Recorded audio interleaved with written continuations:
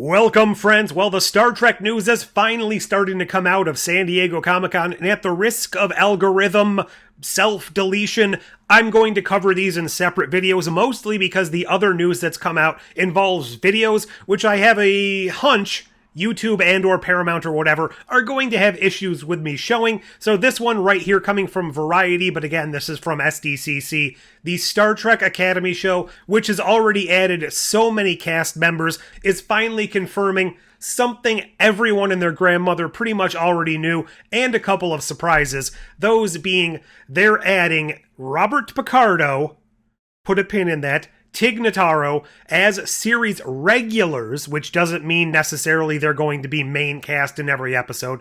Mary Wiseman and Oded Fehr as guest stars, which again doesn't necessarily mean main members of the cast, which I do find interesting because I thought that Mary Wiseman's Tilly was supposed to be the main character. Again, that was all assumption and things fans were just kind of cobbling together based on how heavily she was involved in Academy during the last couple of years of Discovery. Now, I think this is some fairly interesting news, but we'll come down here and see if they have some other interesting tidbits to say.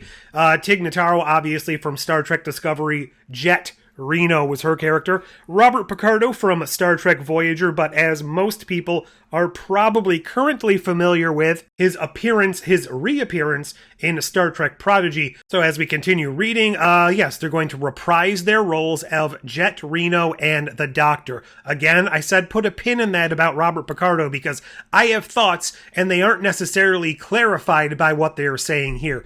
Blah, blah, blah. This is just talking about who they are, their characters.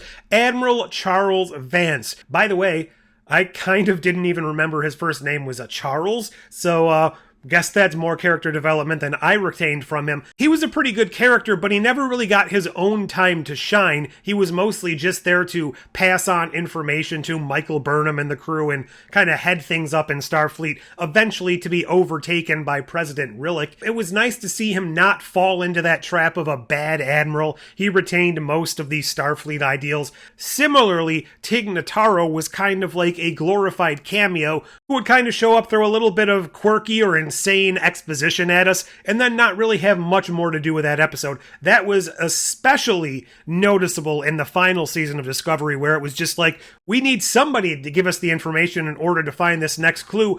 Obviously, Tig Notaro's Jet Reno is going to be here for 2 minutes and give us all the information we need to locate that next clue. Whether or not Jet is playing some sort of engineering teacher, professor, or doing something like bartending, because we do know Jet Reno has had 372,149 different odd jobs throughout the entirety of history, so that'll be interesting to see. Then coming down, they also mentioned some of the other people who have already joined the cast. We have Holly Hunter, obviously, Carice Brooks, Bella Shepard, George Hawkins, Kareem Diane, Zoe Steiner, Gina Yasher, Paul Giamatti, as I already mentioned, so those are probably most of the cadets.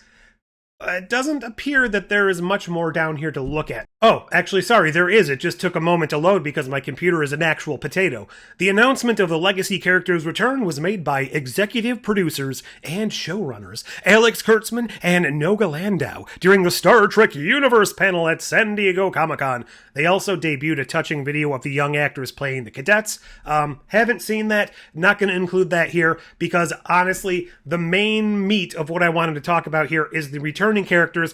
Tig Notaro, a nice inclusion. The same with Admiral Vance. Those don't really seem like out-of-the-box possibilities. Mary Wiseman as Tilly, obviously that's the one we all assumed from the very beginning, so there's no real shock or awe on that one. But Robert Picardo as the Doctor, who is just coming off reprising his role in basically every episode of Star Trek Prodigy Season 2 and doing a pretty good job there, although his characterization of the Doctor has evolved a little bit. He's more on the lighthearted side than he was at all times in Voyager, less of the grumpy kind of curmudgeon that he could have been, especially in the earlier seasons of Voyager.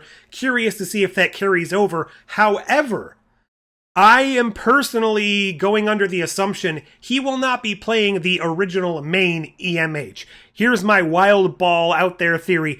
I think he will be playing the version of the Doctor from the Voyager episode Living Witness. That was the one who lived through events. He was a backup copy of the Doctor, got left on a planet that was involved in some sort of civil war or something like that. They reactivated him a couple of centuries later, and he was the last living witness of the actual events which occurred and changed the course of this planet. Obviously, it was the whole revisionist history thing. They viewed Voyager as this almost mirror universe conquering vessel that just showed up on their doorstep and overturned their entire worldview, and not for the better. He helped set things right eventually with his knowledge of the past and his determination to clear the names of his compatriots, at which point he left in a ship with the intention of retracing Voyager's steps to discover if they finally made it home, and if not, he would return to Earth. Now, just going off memory, I was thinking this took place around the 29th century, but just looking into it, apparently it was around 3074, with an unspecified future being shown at the end. He could have showed up a little while ago. He could show up during the events of this series. And the whole reason he looks different, the way that Robert Picardo has actually aged and doesn't look exactly like the Voyager counterpart, obviously he could have just tweaked his program to age in real time, or for any specific reason whatsoever, that could easily be addressed. I was never one who was very excited for Starfleet Academy. The concept of it just wasn't all that interesting to me, but the way they seemingly are putting so much effort behind it, building such large sets, casting some fairly large stars, and actually tying in, at least for one case,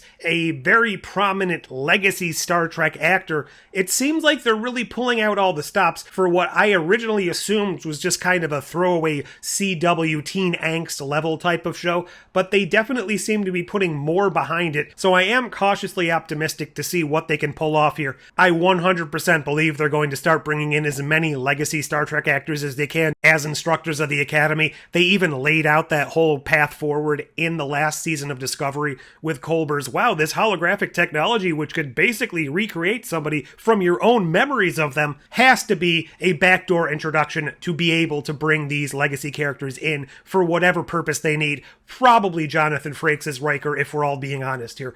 What are your thoughts on all this? Are you excited for Academy? Are you more excited now from this news? Or are you still not interested whatsoever? Leave all your thoughts down below. Like, share, subscribe to all those fancy YouTube things. But until next time, computer, end program.